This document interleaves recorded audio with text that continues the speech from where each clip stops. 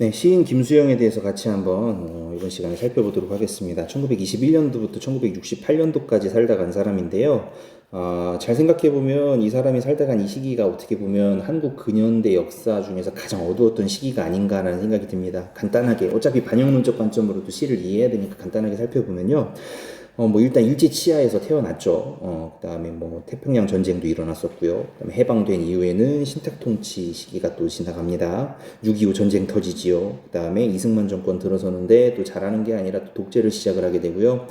그다음에 또 부정선거를 통해 가지고 정권을 연장을 하려고 하다가 4.19가 또 터집니다. 그래서 4.19 터지고 또 1년 있다가 또 군사 정권이 또 들어서죠. 군사 쿠데타가 일어나서 박정희 정권이 또 들어서게 되고 이후로 독재 상황이 계속되는 상태에서 이제 타계하게 되는, 어떻게 보면 굉장히 좀 암울한 시대를 살다 간 그런 사람이라고 볼 수 있어요. 그래서 그런가 이제 표정이 굉장히 좀, 이 김수영 시인의 사진을 찾아보면 표정이 굉장히 전투적이고 좀 싸나운 어떤 표정들이 굉장히 좀 많이 있습니다. 시하고도 조금 그 결을 같이 하는 것 같아요. 어쨌거나 한번 좀 살펴보도록 하겠습니다. 자, 영상을 하나 보고 시작을 해볼게요.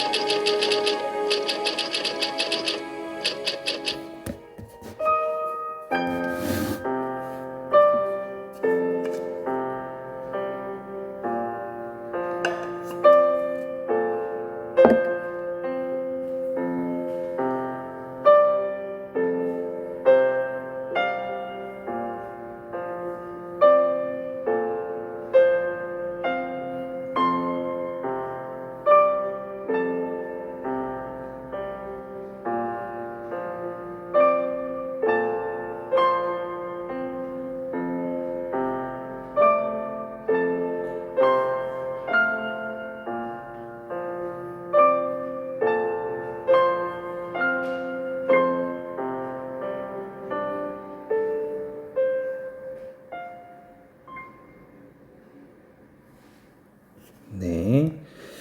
자, 이어서 김수영의 생애에 대해서 같이 한번 보겠습니다. 1921년도 종로에서 출생을 했고요. 서울에서 태어나서 뭐 서울에서 죽었다고 뭐 서울은 좋겠다 뭐 이상한 소리가 들어가 있던데, 영상에도 어쨌거나 서울 종로에서 출생을 해서 유년기를 거기서 보내게 됩니다. 굉장히 좀 병약했다고 해요. 1941년도 21세에 동경은 뭐 도쿄 얘기하는 게 도쿄.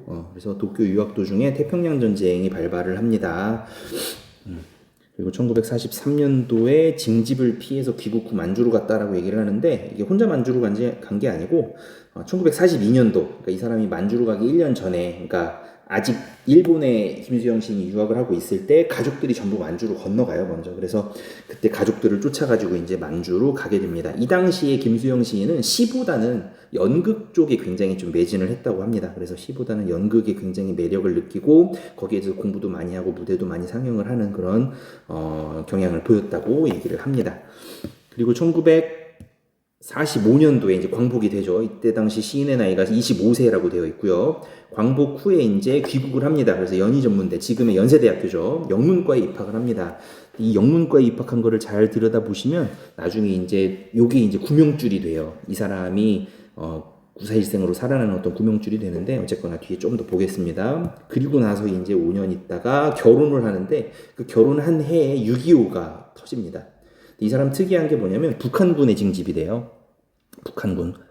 인민군으로 이제 징집이, 강제 징집이죠. 본인이 원해서 들어간 게 아니고 징집이 되고, 두 동생도 이제 같이 징집이 됐는데 행불, 그러니까 죽은 거죠. 어디 갔는지 알 수도 없이 시체도 못 찾은 거예요. 그래서 두 동생이 이제 전쟁 중에 행방불명이 되고, 이 사람도 포로수용소에 수감이 됩니다. 그래서 포로수용소, 여러분들 잘 아는 거제도에 있는 그 포로수용소 맞고요. 거기서 굉장히 좀 힘든 시간을 한 2년간 보내게 됩니다. 이때 이제 정신적으로 굉장히 타격을 받았던 일이 뭐냐면, 이 사람이 아내가 이제 있잖아요. 결혼을 바로 했으니까. 그 아내가 경제적으로, 그 당시 여성들은 사실 경제력이 거의 없었기 때문에 누구한테 의지하지 않고는 살 수가 없는 그런 상황이었어요. 그걸 감안하고 이제 들으셔야 되는데, 이 아내가 너무 생활고에 시달린 나머지 자신에게 돈을, 경제적으로 도움을 주는 어떤 남자와 함께 동거를 하게 됩니다. 근데 그걸 이제 김수영이 이제 알게 돼요. 그래서 별거를 하게 되는데, 기본적으로 이런 상황이 포로수용소에 gathin 것도 굉장히 극한 상황이지만, 거기서 막 사람들끼리 막 죽이고 서로 인민재판하고 난리도 아니었어요. 나중에 여러분들이 이제 궁금하면 역사 시간에 배우게 될 텐데,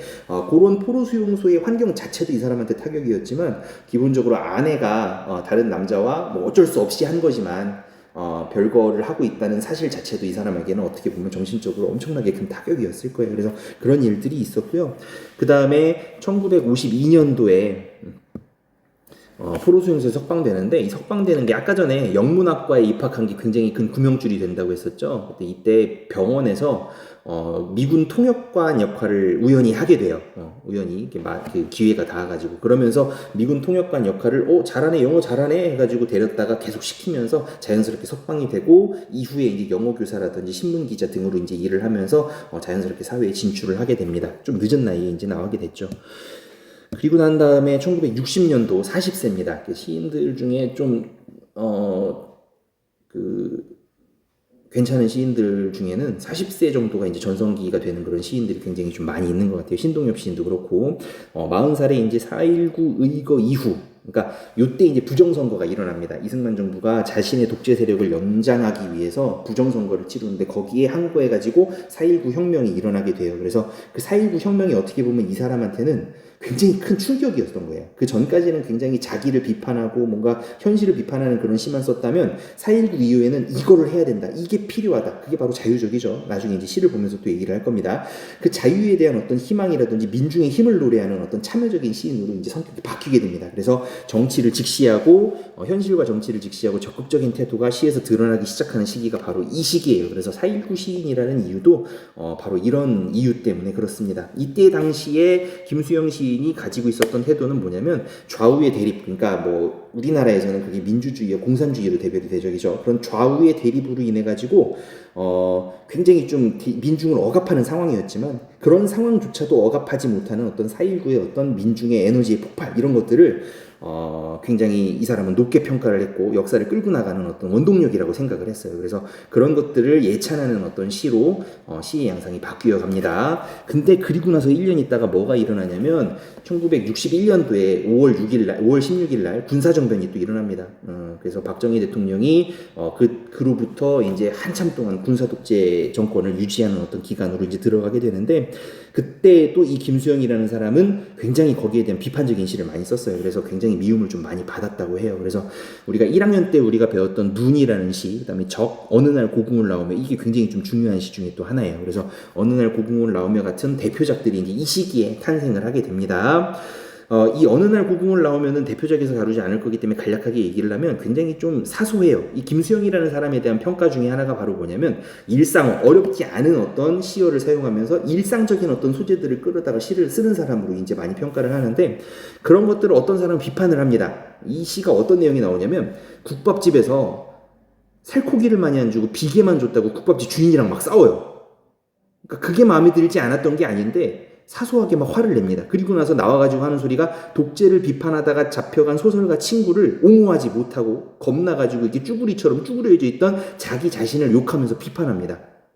그러니까 이런 어떤 일상적이고 찌질한 어떤 사소한 일상적인 저항들이 어떤 사람의 눈에는 굉장히 찌질하게 보였겠죠. 그래서 이를 비판하기도 합니다. 아무것도 못하고 그런 소시민적인 어떤 삶 자체에 묶여있는 어떤 너의 시를 비판한다 라고 얘기를 하면서 거기에 대해서 안 좋게 얘기를 해요. 그런데 어떤 사람들은 이것이 오히려 일상과 정치를 갖다가 구분하지 않는 어떤 태도다. 어떻게 보면 정치라는 것도 어떤 고상한 가치가 아니라 어떤 뭐 구름 위에 떠 있는 어떤 우리 현실과는 상관없는 가치가 아니라 현실의 연장선상이고 우리가 현실을 살아가는 어떤 삶의 연장선상이라는 점에서 이 김수영의 이런 태도들을 굉장히 예찬하는 사람도 많아요. 그래서 약간 평가가 좀 나뉘게 됩니다. 그래서 이러한 것들을 여러분들이 보시면서 김수영 시인에 대해서 생각을 해보시면 좀 더 도움이 될 것 같아요. 그 다음 마지막입니다. 이제 돌아가셔요. 1968년도에 갑작스럽게 돌아가시는데 뭐 때문에 돌아가시냐면 교통사고가 나요. 그래서 버스에 치여가지고 교통사고로 이제 돌아가시게 됩니다. 근데 이것도 뭐 자연스러운 어떤 시기라고 보기 어렵다라고 얘기를 하면서 음모론을 제기하는 사람들도 있을 정도로 굉장히 정권의 미움을 받던 시기에 또 어떤 풀이라고 하는 대표작 이런 것들이 이제 그 시기에 나와요. 그러니까 타계하기 바로 직전에 나온 게 풀이라는 대표작인데 그러한 시들을 발표하고 나서 바로 이제 이런 일이 일어났다는 점에서 이 죽음을 좀 미심쩍게 보는 사람들도 있을 정도로 갑작스럽게 돌아가십니다. 그래서 굉장히 안타까워하는 사람들이 굉장히 많았죠. 그 당시에도. 자, 일단 대표작을 한번 살펴보도록 하겠습니다. 김수영의 풀이라는 작품을 같이 보겠습니다. 이걸 읽기 전에 이제 요거를 좀 해야 돼요. 읽기 전 활동지를 이제 매 시간마다 지금 하고 있고 또 할 건데 이걸 또 처음 보는 사람이 있기 때문에 또 설명을 좀 하겠습니다. 작품을 읽고 각 관점에 맞게 스스로 해석해보는 활동입니다. 이게 수능이라는 것도 그렇고 여러분들이 어떻게 보면 나중에 이제 커가지고 시를 향유하게 될 때도 그렇고 시에 대한 지식은 사실 크게 많이 필요가 없어요. 뭐가 필요한 거냐면 그 시의 맥락을 이해하고 그 시 안에서 이 작가가 어떤 메시지를 독자에게 던지는지를 스스로 캐치할 수 있는 능력이 필요한 거예요. 사실 수능도 마찬가지예요. 물론 대표작들도 출제가 되긴 하지만 현재 수능 트렌드는 그 시인 하면 딱 알만한 작품들이 나오는 게 아니라 그 시인의 알만한 작품과 유사한 또 다른 작품이 나와요. 그러니까 선생님도 처음 보는 작품들이 가끔 등장을 하긴 해요.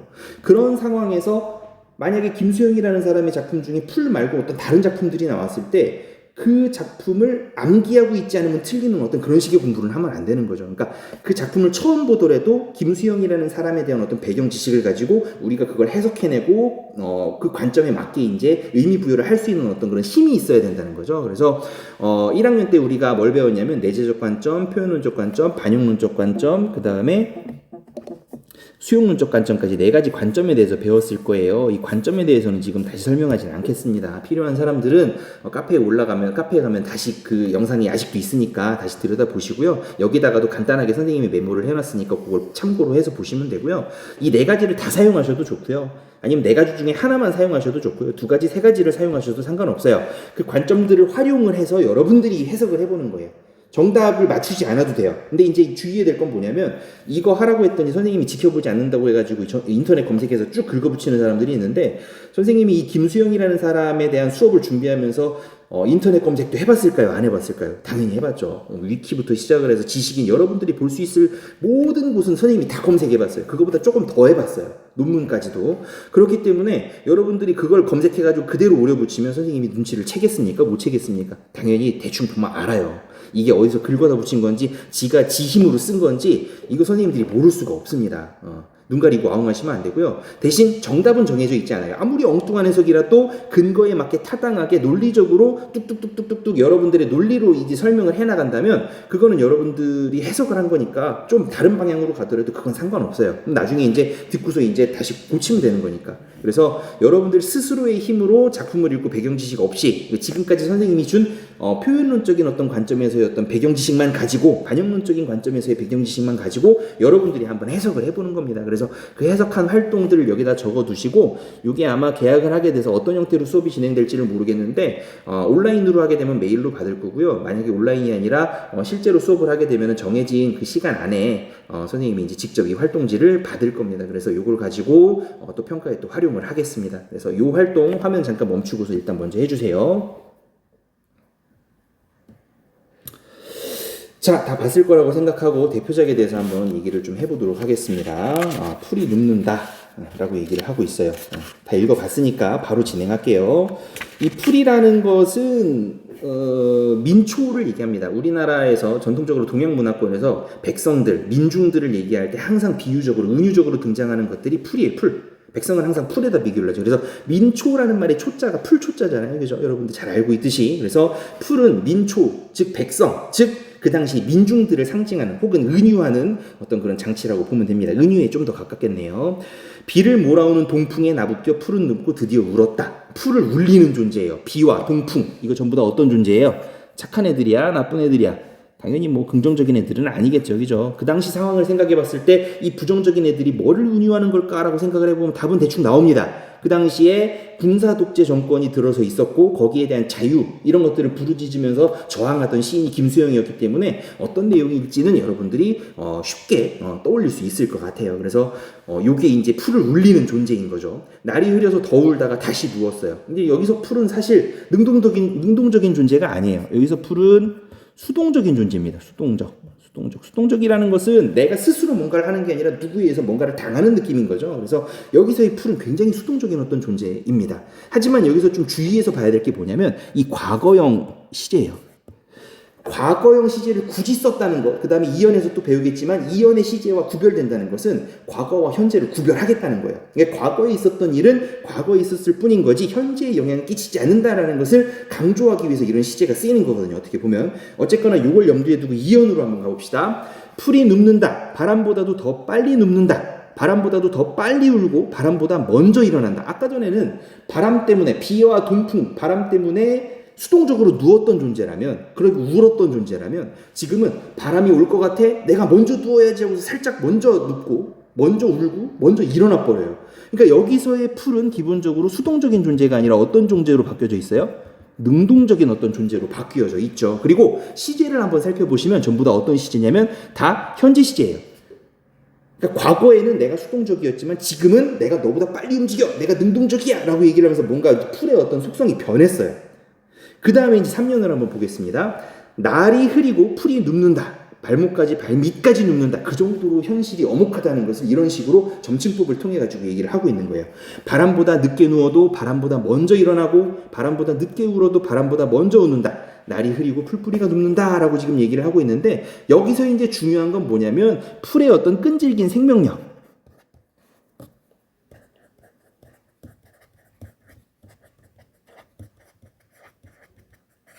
이런 것들이 이제 여기서 이제 형상화가 되어 있습니다. 그래서 여기서 이제 또 중요한 시어가 뭐냐면 이 웃는다예요. 그러니까 1, 2, 3년이 어떻게 보면 점층적으로 제시가 되어 있는 거예요. 1년에서의 풀은 수동적이에요. 그리고 과거형이지. 현재의 풀은 능동적입니다. 굉장히 기민하게 움직이죠. 그리고 나서 3년에 오면 능동적일 뿐만 아니라 심지어 뭐를 하고 있어요? 웃고 있어요. 심지어 웃고 있어요.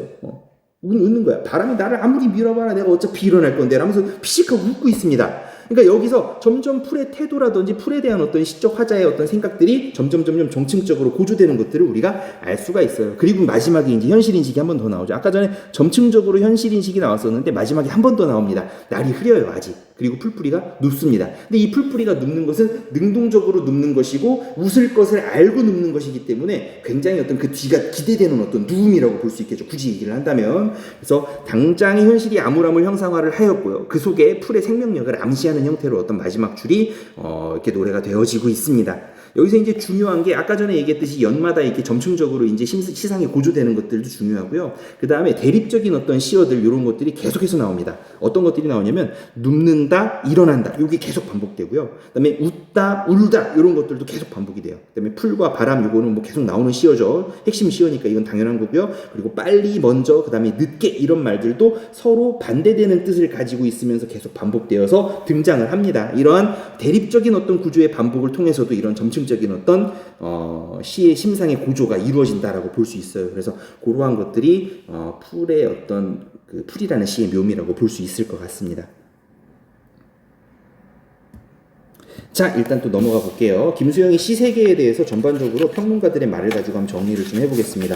일단 우리가 대표작으로 1학년 때 봤던 눈이라든지 지금 우리가 살펴봤던 풀이라는 시를 통해 가지고 김수영이 어떤 시를 썼는지 대강은 알 수 있었을 거예요. 그 시에 대해서 사람들이 뭐라고 얘기를 했는지 한번 좀 들여다보겠습니다. 아이고, 치워. 자, 김수영이라는 사람, 시인 김현승이라는 사람이 쓴 말이에요. 김수영은 보수주의자들에게는 무모한 시인이라고 불리었고 안위를 일삼는 사람들에게는 잠옷 전투적이라는 지적을 받았고 전투적이죠. 사진만 봐도 굉장히 전투적이에요. 사진만 봐도 굉장히 전투적입니다.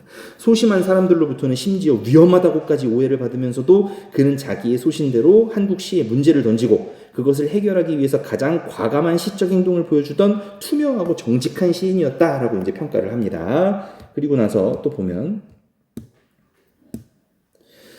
시인 신동엽이라는 사람이 쓴 글인데요. 영상을 먼저 본 사람들은 또 어떤 사람인지 알 거예요. 김수영이라는 사람하고 굉장히 친했고요. 서로 술도 많이 먹고 서로 시국에 대한 얘기도 많이 했던 그런 시인입니다. 그래서 이 시인 김동엽이란다. 신동엽이라는 사람이 김수영보다 1년 늦게 죽어요, 겨우. 근데 그 살아있는 동안 김수영이 이제 교통사고로 갑작스럽게 죽었기 때문에 거기에 대한 조사를 씁니다. 조사라는 것은 죽은 다음에 이제 그를 기리는 어떤 글을 갖다 조사라고 얘기를 하는데 그런 조사를 쓴 그 글의 일부를 가져온 거예요. 한반도는 오직 한 사람밖에 없는 어두운 시대의 증인을 잃었다. 그러나 시인 김수영은 죽지 않았다. 위대한 민족 시인의 영광이 그의 무덤 위에 빛날 날이 머지않았음을 민족의 알맹이들은 다 알고 있다. 이 알맹이라는 말은 신동엽에 대해서 공부를 하면 자연스럽게 조금 또 알게 되실 겁니다. 자, 그 다음 문학평론가 이영준이라는 사람이 쓴 글인데 요것도 한번 보시면은 김수영에 대해서 이해하는 데 좀 도움이 될 것 같아서 한번 가져와 봤어요. 한번 읽어줄게요. 해방 후 한국 시의 새로운 방향을 제시한 시인이다 라고 얘기를 하고 있습니다. 해방 후라고 하는 것은 정확히는 언제를 얘기를 할 수 있냐면 요거는 이제 4.19 이후를 얘기할 수 있을 것 같아요. 아이고.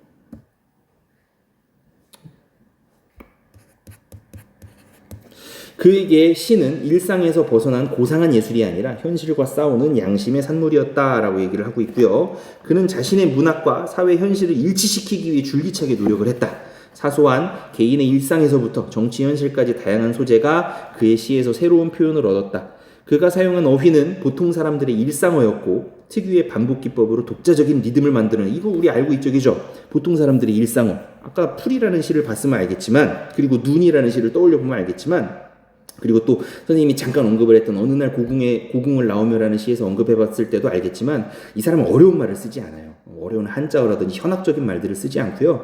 뭐 이론적인 말도 쓰지 않습니다. 보통의 사람들이 일상을 다루었고요. 그 일상 속에서의 어떤 저항을 얘기했기 때문에 그 부분에 대해서 이제 얘기를 하는 거예요. 특유의 반복 기법. 풀에서도 굉장히 많이 나오죠. 그죠? 대립적인 시어들의 반복, 그 다음에 점층적으로 1, 2, 3년을 배열해놓는 그런 기법들을 통해 가지고 독자적인 리듬을 만들어내죠. 김수영은 난해하면서도 새롭고 엉뚱하면서도 현대적인 언어를 구사한 그의 시는 1960년대 이후 후배 시인들에게 큰 영향을 미쳤다. 20세기 한국인이 처한 서러운 현실을 고스란히 껴안은 김수영의 시는 자유와 사랑의 세계를 꿈꾸었다. 가장 핵심의 세계는 핵심의 그 시어는 이거예요. 이거 자유. 이 사람은 자유를 항상 노래했습니다. 그리고 그 자유를 위한 사랑을 노래했죠. 그래서 교과서를 미리 본 사람들도 알겠지만 그 교과서에 나오는 사랑의 시도 이제 같은 맥락, 사랑이라는 시도 같은 맥락에서 해석해 볼 수 있어요. 그는 자유가 없는 현실에 분노하고 저항했어요. 저항시인이라고 얘기를 했었죠. 그가 추구한 자유는 인류가 추구하는 이상으로서의 자유였다라고 이제 평가를 하고 있습니다. 넘어가 볼게요.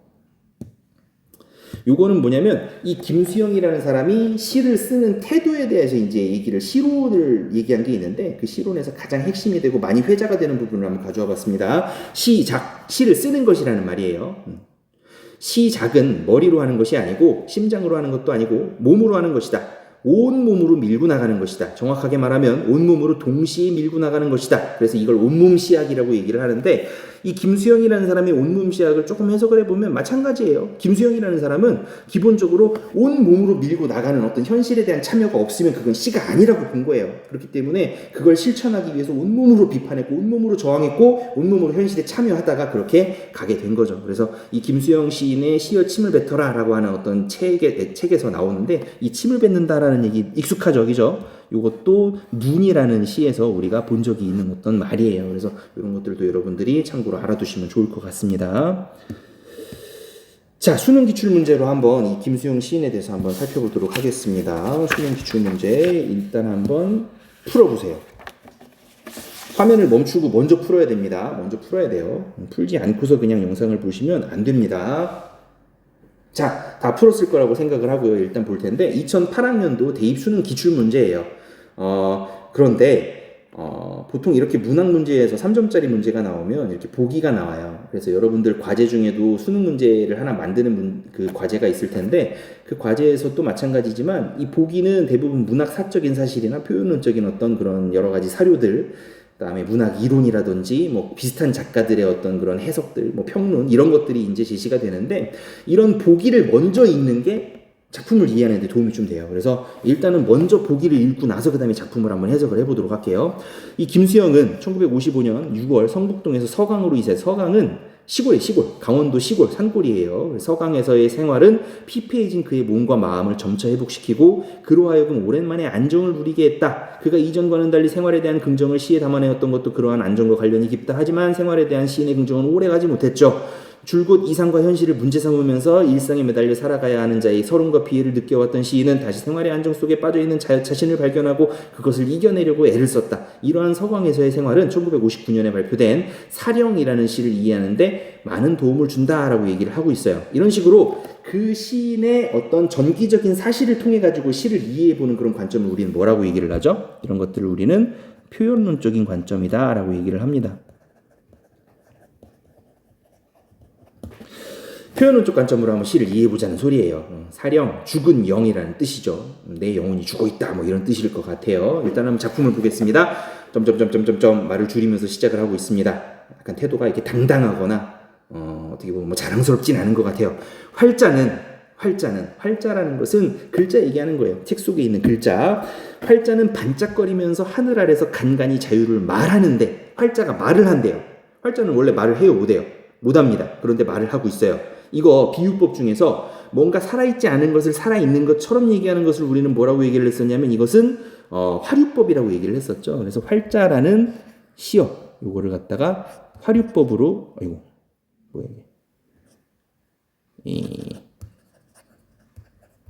화류법으로 제시를 하고 있습니다. 나의 영은 죽어 있는 것이 아니냐. 활자는 간간히 자유를 반짝거리면서 말하고 있는데 나의 영은 죽었어요. 대비가 되고 있죠. 벗이요. 여기서 벗이 누굴까요? 여기 지금 나 말고 지금 살아있는 사람은 살아있는 거는 뭐밖에 안 등장했어요? 활자밖에 안 등장했죠. 그게 가장 유력하네요. 그렇죠? 벗이요. 활자요.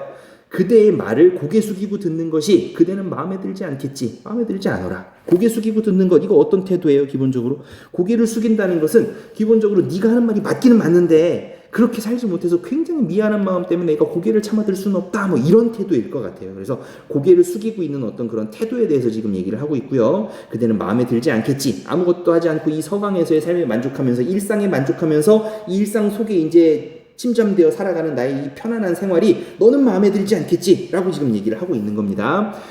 모두 다 마음에 들지 않아라. 이 황혼도 저 돌벽 아래 잡초도 담장이 푸른 페인트빛도 이 고요함도 저 고요함도 바꿔요네요. 저 고요함도 이 고요함도. 자, 지금 여기에서 이 내용들은 사실 나쁜 내용들이 아니에요, 사실은. 그런데 이게 이제 마음에 들지 않아라라는 말과 도치법으로 만나게 되면서 이미 바뀌었죠, 그죠? 원래는 뭐도 마음에 안 들어 이렇게 얘기를 해야 되는데 마음에 들지 않아, 뭣도 이런 식으로 바꿨기 때문에 도치법이 사용이 됐어요. 도치법을 통해 가지고 얘네들을 나열을 하면서 이 일상의 어떤 평화, 거짓된 어떤 평화가 이 사람 마음에는 드는 거예요, 안 드는 거예요? 안 드는 거예요. 죽어 있다고 지금 표현을 하고 있잖아요. 그죠? 이 고요함이라는 건 그래서 긍정적인 시어가 아닙니다. 여기서 나오는 황혼, 잡초, 돌벽, 푸른 페인트빛 전부 다 굉장히 긍정적인 시어처럼 보이지만 긍정적인 시어가 아니에요. 반대죠. 그대의 정의도, 우리의 섬세도. 여기서 그대는 누구예요? 하나밖에 없어요. 활자입니다. 이 활자가 얘기하는 자유라는 정의, 그 다음에 우리들의 섬세. 섬세라는 말 언뜻 보면 되게 좋은 말일 것 같지만 섬세하다는 것은 바꿔 말하면 어떤 말이냐면 나약하다는 말이에요. 굉장히 나약하다는 거야. 그래서 우리의 나약함, 행동이 죽음에서 나오는 이 욕된 교회, 욕된 교회가 어디예요? 내가 지금 일상생활의 고요함에 침잠하고 있는 영혼이 죽어있는 이곳에서의 어떤 안락한 삶을 얘기하는 거죠. 어제도 오늘도 내일도 마음에 들지 않아라 라고 얘기를 하고 있습니다. 그대는 반짝거리고, 그래서 그대는 또 누구예요? 아까 얘기했던 활자적이죠. 여기서 얘기하는 그대 전부 다 활자예요. 그대는 반짝거리면서 하늘 아래서 간간히 자유를 말하는데 우스워라 나의 영은 죽어있는 것이 아니냐라고 얘기를 하고 있습니다. 이 1년하고 마지막 년은 서로 간에 관련을 이루고 있죠. 저 수미상관의 어떤 기법으로 마무리를 지금 하고 있습니다. 사령이라는 시를 한번 같이 봤고요. 이 시는 자유와 정의가 활자로만 존재하는 부도덕한 현실에 적극적으로 항거하지 못하는 자기 자신을 비판하고요. 자기 자신뿐만 아니라 그렇게 행동하지 못하고 실천적으로 비판하지 못하는 어떤 지식인들의 어떤 전체를 갖다 비판하고 있다라고 보시면 돼요. 그래서 솔직한 자기 반성과 어떤 자성적이고 비판적인 어떤 어조를 통해 가지고 실천적인 행동을 촉구하는 어떤 그런 주제를 가지고 있는 시라고 볼 수 있겠습니다. 1번부터 보면서 정답을 찾아볼게요. 굉장히 쉬워요, 문제는. 자유는 시인이 추구하던 이상에 해당한다고 볼 수 있겠어. 맞죠? 김수영이라는 사람에 대해서 조금만 알고 있으면 이거는 그냥 걸러내야 돼요. 그 다음에 맞는 말입니다. 고개 숙이고 듣는 것은 이상을 묵묵히 실천하려는 태도가 아니에요. 고개를 숙이고 듣는 것은 기본적으로 부끄러운 거예요. 부끄러운 거. 네가 하는 말이 맞긴 맞는데 그렇게 살진 못해서 미안해. 뭐 이런 태도인 거죠. 그래서 적절하지 않은 걸 고르는 거니까 답은 일단 2번이에요.